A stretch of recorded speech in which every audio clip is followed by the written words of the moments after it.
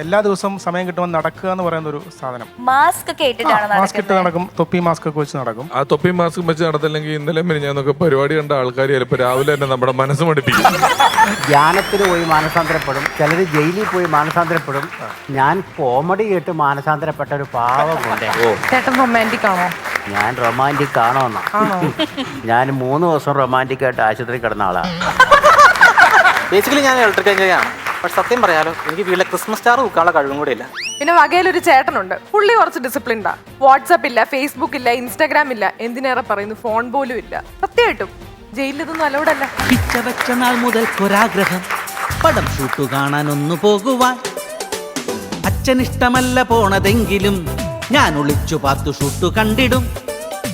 Once upon a time, once upon a time, once upon a time, once upon a time.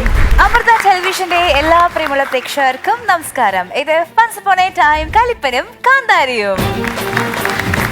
അപ്പൊ കലിപ്പന്റെയും കാന്താരിയുടെയും ഒരു പുതിയ വേർഷനുമായിട്ടാണ് ഞങ്ങൾ എത്തിയിരിക്കുന്നത്. നമ്മൾ കണ്ടുകൊണ്ടിരിക്കുന്നത് നല്ല തമാശകൾ നിറഞ്ഞ മത്സരങ്ങളാണ്. ഇന്നത്തെ എപ്പിസോഡിലേക്ക് നമുക്കിനി സ്വാഗതം ചെയ്യാം നമ്മുടെ സ്വന്തം judges. Let's welcome our chief judge, the one and only Ramesh Pisharody. നമ്മുടെ സെലിബ്രിറ്റി ഗസ്റ്റിനെ ഈ വേദിയിലേക്ക് ഒരുപാട് സ്നേഹം നൽകിക്കൊണ്ട് സ്വാഗതം ചെയ്യുന്നു. Let's welcome our very loving Kalabhavan Prajod.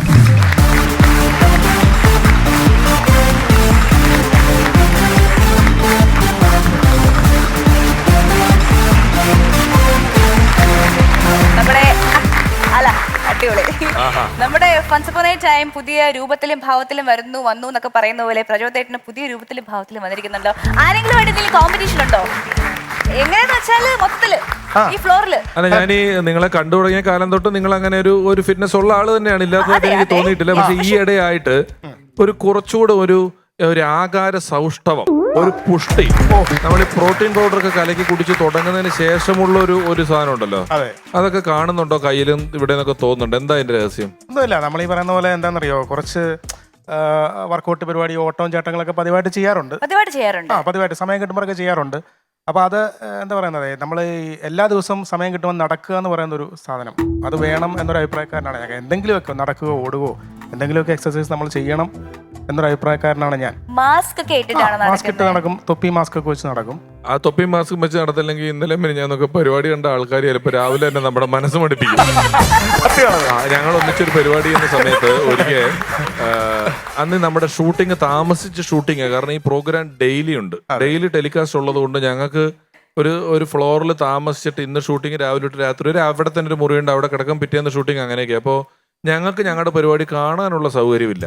അങ്ങനെ അവിടെ അടുത്തുള്ളൊരു ഹോട്ടലിൽ TV ഉണ്ട്, മൂലയ്ക്ക് ഭിത്തിയിലൊരു TV ഇരിപ്പുണ്ട്. അപ്പോൾ രാത്രിയാകുമ്പോൾ ഞങ്ങൾ ഭക്ഷണം കഴിപ്പോട് കൂടി ഞങ്ങളുടെ പരിപാടിയുടെ ടെലികാസ്റ്റും കൂടെ കാണാൻ പോകും. അങ്ങനെ ഞങ്ങൾ അവിടെ ചെന്നിരുന്ന് കഴിച്ച് കണ്ടുകൊണ്ടിരിക്കുമ്പോൾ ഒരു ദിവസം വേറൊരു സംഘം അവിടെ വന്നിരിപ്പുണ്ട്. അവർ ഞങ്ങളെ നോക്കും, TV ഇട്ട് നോക്കും. അവസാനം ഹോട്ടലുകാരനോട് പറയാ, ചേട്ടാ ഭക്ഷണം കഴിക്കുമ്പോഴെങ്കിലും ഇങ്ങനെയുള്ള പരിപാടികളൊക്കെ ഒന്ന് മാറ്റി വയ്ക്കും, കഴിക്കണ്ടേ.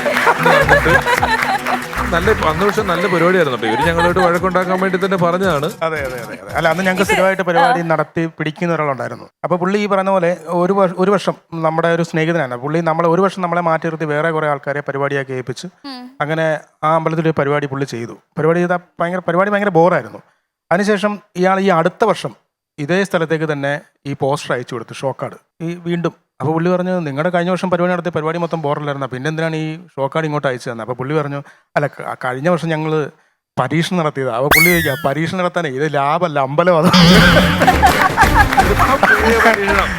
ഈ ഞാൻ പറഞ്ഞ കഥയില് ഞങ്ങൾ അന്നവിടെ അയാൾ പറഞ്ഞല്ലോ, അത് കഴിഞ്ഞ് പിറ്റേന്ന് വെളുപ്പിന് ഒരു 8:30-9 മണിയായി ഞങ്ങൾ സ്റ്റേഷനിൽ നിന്ന് പോയപ്പോ. അതെ, പോലീസ് പിടിച്ച് ഞങ്ങളെല്ലാം. അതായത് അവൻ പറഞ്ഞ് ഇതങ്ങ് നിർത്താൻ പറ്റുമെന്ന് ചോദിച്ചിടത്തും പറഞ്ഞല്ലോ, അവൻ കുറച്ചു നേരമായി അത് പറയാൻ തുടങ്ങിയിട്ട്. അപ്പൊ ഹോട്ടലിൽ മറ്റു ഭക്ഷണം കഴിക്കുന്നവർക്ക് കുഴപ്പമില്ല, ഇവൻ മാത്രം ചാനൽ മാറ്റ്, ഞങ്ങൾക്ക് ഇത് കാണാൻ പറ്റിയല്ല. ഇപ്പൊ ഈ ഹോട്ടലുകാരൻ പറയുന്നുണ്ട്, നിങ്ങൾ TV കാണാൻ വന്നതല്ലല്ലോ. TV ഇവരെല്ലാ ദിവസവും കഴിഞ്ഞ 2-3 മാസമായിട്ട് എല്ലാ ദിവസവും വന്ന് ഇവിടെ കഴിക്കുന്നവരാണ്. പിന്നെ ആ പരിപാടി ഇവിടെ ബാക്കിയുള്ളവർക്കെല്ലാം കാണണം, നിങ്ങൾക്ക് വേണ്ടി ചാനൽ മാറ്റാവെന്ന് ചോദിച്ചു.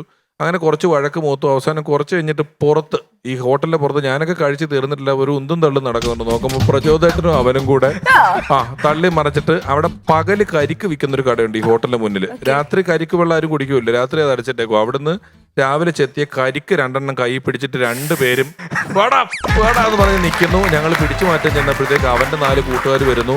ഞങ്ങൾ ഇറങ്ങുന്നു. 10 മിനിറ്റ് ഹൈവേ പോലീസ് വരുന്നു. ഞങ്ങളെല്ലാം പിടിച്ച് ആലപ്പുഴ സ്റ്റേഷനിൽ.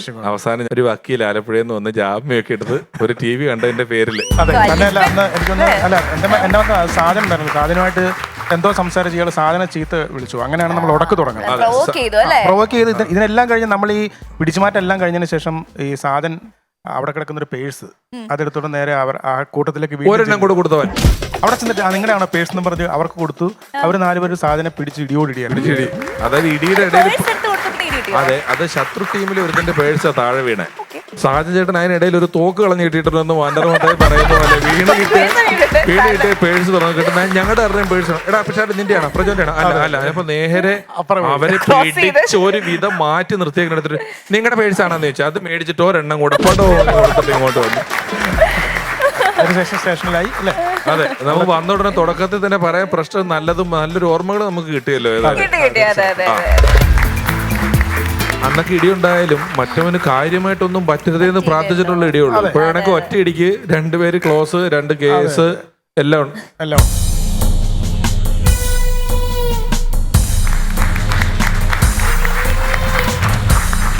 ആരും പേടിക്കണ്ട, ഞാൻ പണ്ട് വലിയ ഗുണ്ടയായിരുന്നു.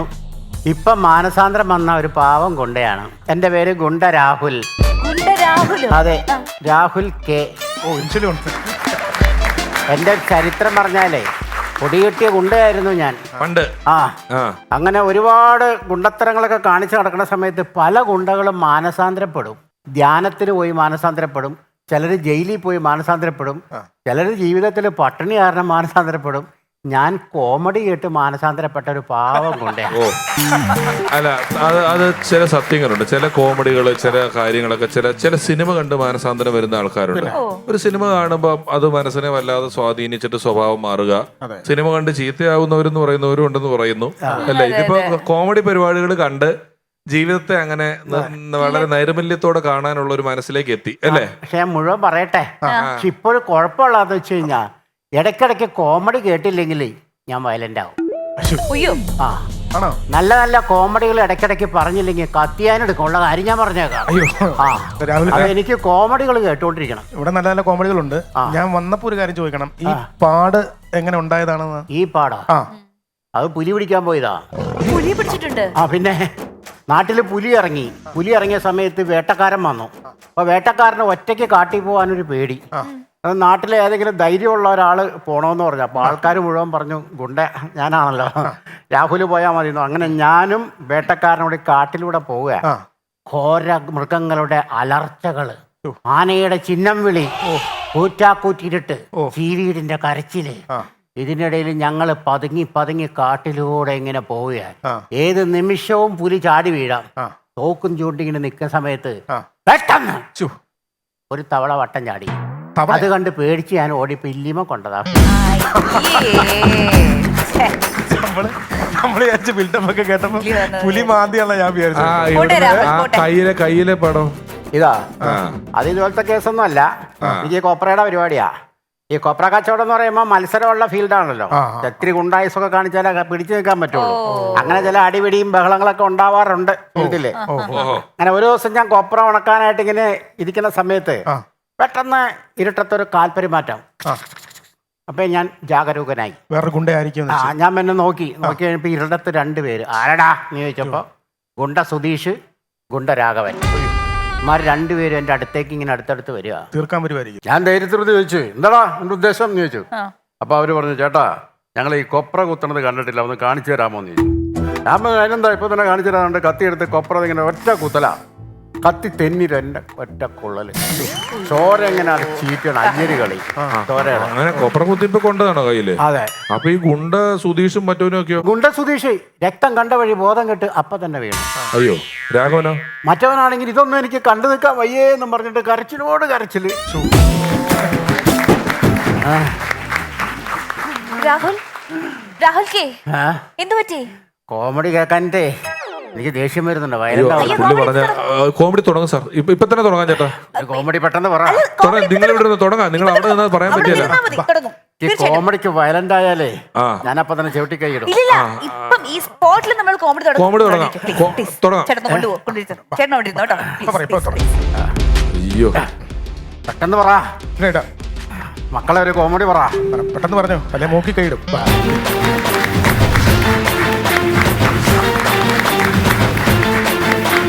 അപ്പൊ നമ്മുടെ രാഹുലിന് തമാശ കേട്ടില്ലെങ്കിൽ രാഹുൽ വയലന്റ് ആവെന്ന് പറഞ്ഞ സ്ഥിതിക്ക് നമുക്ക് ഈ വൈകിട്ട് നമ്മുടെ കണ്ടസ്റ്റൻസിനെ വിളിക്കാം. ലെറ്റ്സ് വെൽക്കം ആർ കലിപ്പൻ ആൻഡ് കാന്താരി, തോമസ് ആൻഡ് അഞ്ജലി.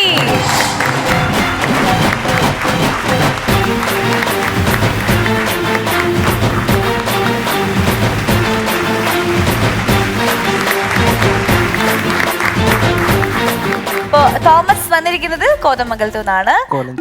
കോലഞ്ചേരി എന്നാണ്. ഓക്കെ, അത് ശരി. മുൻപ് വന്നിട്ടുണ്ടല്ലോ സീസൺ 2 ബിടെക് പഠിക്കുമായിരുന്നു. അപ്പോ കംപ്ലീറ്റ് ചെയ്തു. ഇനി എന്താ പരിപാടി? എന്താ എന്താ എന്താ ബിടെക് കംപ്ലീറ്റ് ചെയ്തില്ലേ? പാസ്സായില്ലേ?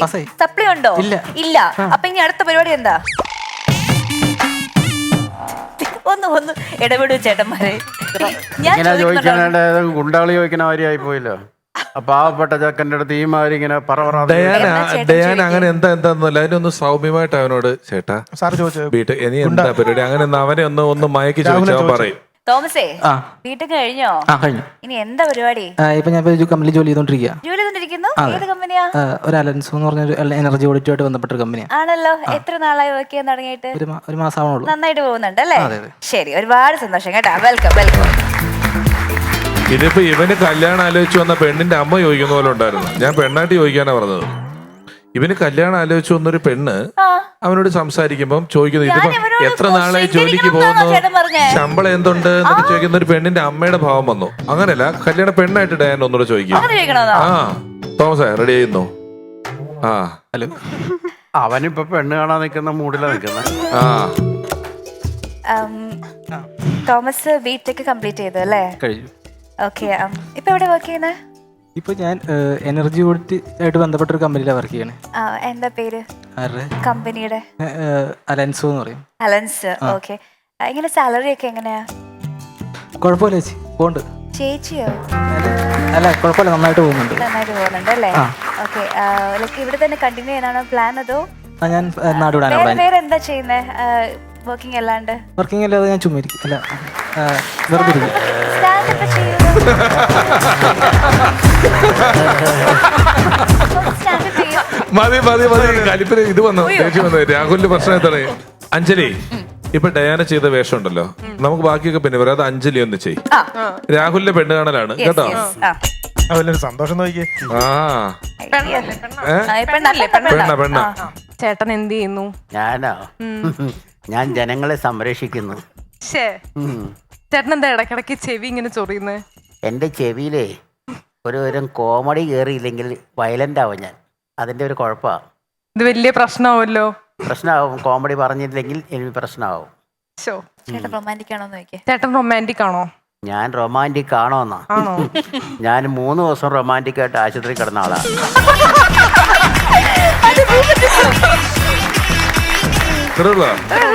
ഇത് നമ്മുടെ ഇതാണ്. ഇത് കഴിഞ്ഞ് ഇത് UKG ഇന്റർവ്യൂ ചെയ്തെടുക്കുന്ന ടീച്ചർ ചോദിച്ച പോലെ ഉള്ളൂ. താൻ കുറച്ചുകൂടി റൊമാൻറ്റിക് ആയിട്ട് ചോദിക്കേ. എന്നെ ഇഷ്ടമായെന്നൊക്കെ ചോദിക്കേ. എന്നെ ഇഷ്ടായോ? അതാ മോഹൻലാലിന്റെ പടത്തിൽ ചോദിച്ച മാതിരി ചോദിക്കും. ഐ ലവ് യു എന്ന് പറഞ്ഞു. അയ്യോ, തിരിച്ചു വീട്ടിലോട്ട് പോകണ്ടാണ്. ഞാനും വരാൻ കൂടെ. ശരിക്കും പുള്ളിയെ കല്യാണം കഴിക്കാനല്ല പറയുന്നത്, അഭിനയിക്കാനാ പറഞ്ഞത്, ജീവിക്കാനല്ല. ഇനി എന്തൊക്കെ ചോദിക്കണം? സാലറി ചോദിച്ചാലോ? കുട്ടിക്ക് പ്രേമിക്കാൻ അറിഞ്ഞൂടാ. അവൾ അഭിനയിക്കുകയാണ്. ഇവളാണ് അഭിനേത്രി. ഇതാണ് അഭിനയം. ഇതാണ് അഭിനയം. നിങ്ങളല്ലാതെ അഭിനയിക്കാൻ അറിയില്ലെന്നല്ല പറയേണ്ടത്. ഇവരുടെ വീട്ടുകാരയ്യോ ആ വളർത്ത് ഗുണം. ശരി, നമുക്ക് PSCയിലോട്ട് കിടന്നാലോ? PSCയിലോട്ട് കിടക്കാം. ഇവരുടെ ആക്ടിംഗ് സ്കിൽസ് മാത്രമല്ല, ഇവരുടെ സ്റ്റാൻഡപ്പ് കോമഡി സ്കിൽസ് നമുക്ക് അറിയേണ്ടതുണ്ട്. So moving on to PSC challenge. അപ്പൊ കേസമാമ വിളിക്കട്ടെ. കേസമാമ, വൺസ് അപ്പോൺ എ ടൈമിന്റെ പുതുപുത്തൻ എപ്പിസോഡുകൾ മറക്കാതെ കാണാൻ നിങ്ങൾ സബ്സ്ക്രൈബ് ചെയ്യൂ. Ramesh Pisharody entertainments on YouTube.